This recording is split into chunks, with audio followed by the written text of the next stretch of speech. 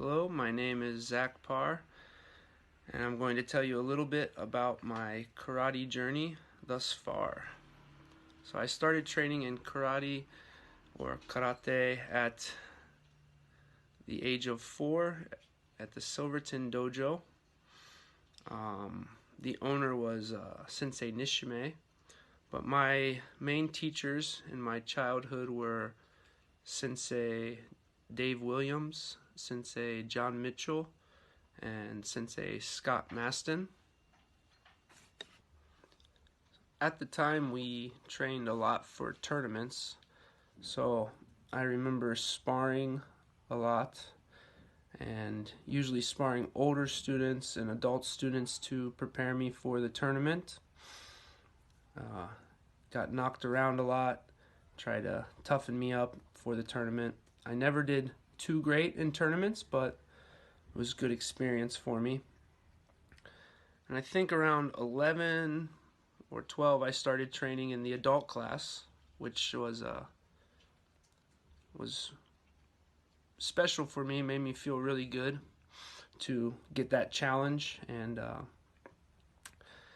it's a big difference between a 12-year-old and a adult male, so that was a good experience for me to experience.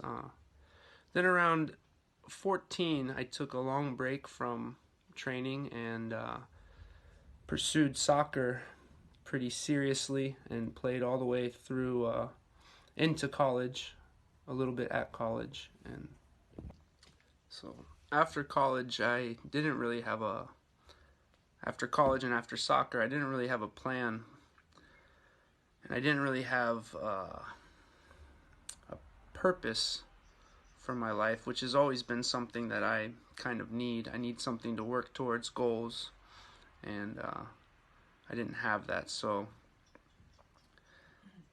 I was just not in a great place, and unfortunately I had heard the passing of Sensei John Mitchell, who was really special to me in my youth, in my training. He was a really special person, and he passed away, and I went back to the dojo to see Sensei Scott Maston, and right when I walked in the door, I kind of was hit with this familiar smell, and it wasn't just sweat, it was something, I don't know, but the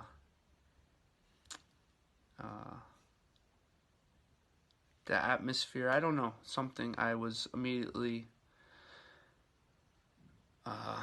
decided, well, this is where I should have been the whole time. So I think not even a week later I was back in my old gi. It was a little small, so I had to get a new one, but yeah, I was back training, and training a lot from that point on.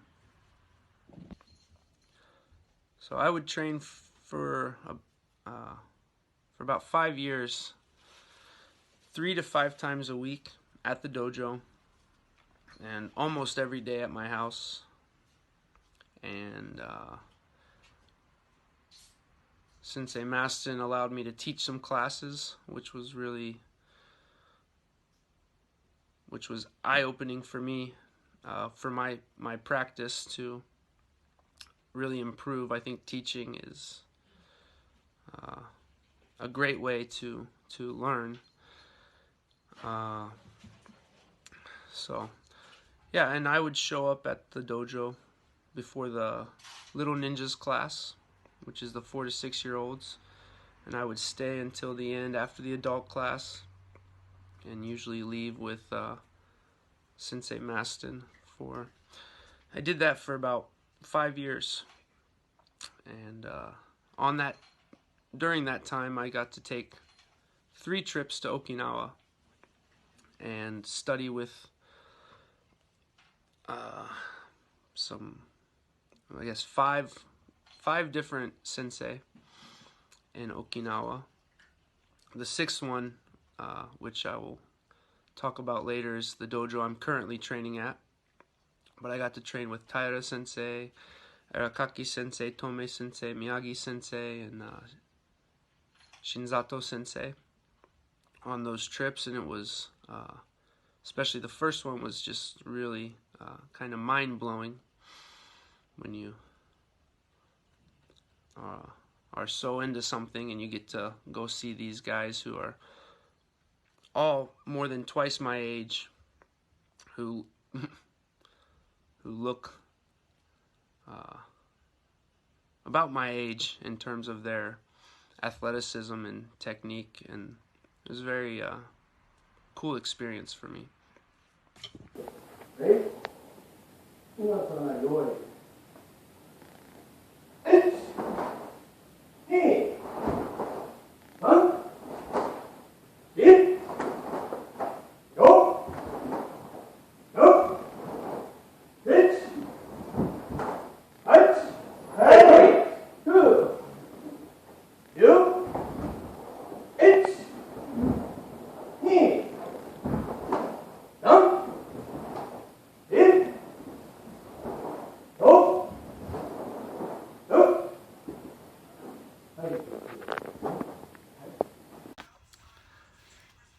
So I moved to Okinawa in March.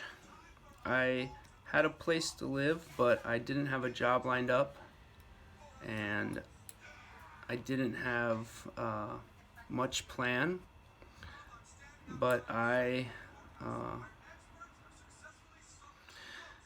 typically believe things will work out if you give it your best effort, and that's what I did, although at times I was worried. My girlfriend at the time, wife now, was confident in me and helped me land an English teaching job, which I did for about 1.5 years. I have currently lived in Okinawa for 3 years and training at the Makishi Dojo.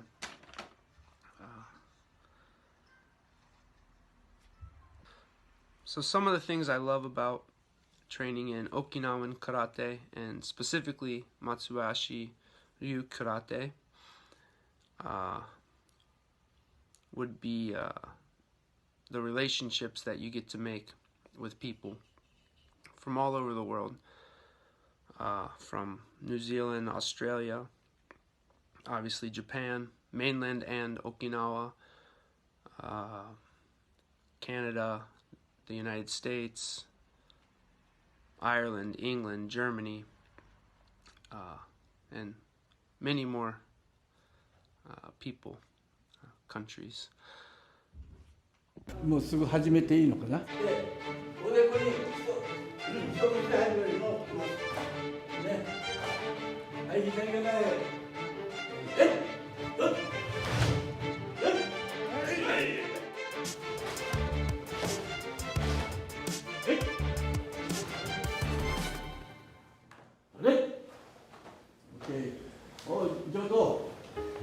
目の前でやられてたので、それを真似しながら自分もやらせていただきました。なんかその First time in like a traditional karate class, so put in some work. 最初こっち。ね。こっちね。He's got arms like steel bars. I'm not joking. Strong. Yeah. Just like iron. Do it to him one time. Yeah. Do it to him one time. Oh my god. Keep going. Keep going. Oh shit.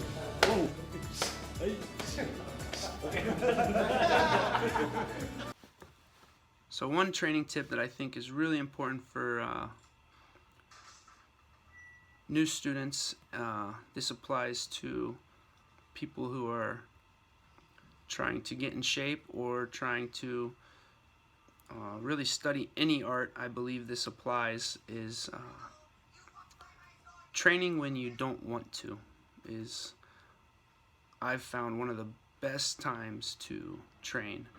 It's usually the days that I don't want to go to the dojo, or I don't want to practice my kata at home. Those are the days that I usually have the those breakthrough moments where something clicks that you had been working on. I don't know why, but there's something about being tired, or maybe stressed from work or from something else. But if you can take those days and train on those days, I really think you get the most benefit. I think not just from karate. If you're an artist, in terms of a painter or a musician, it's the days you don't want to do it that you're going to get the most out of it.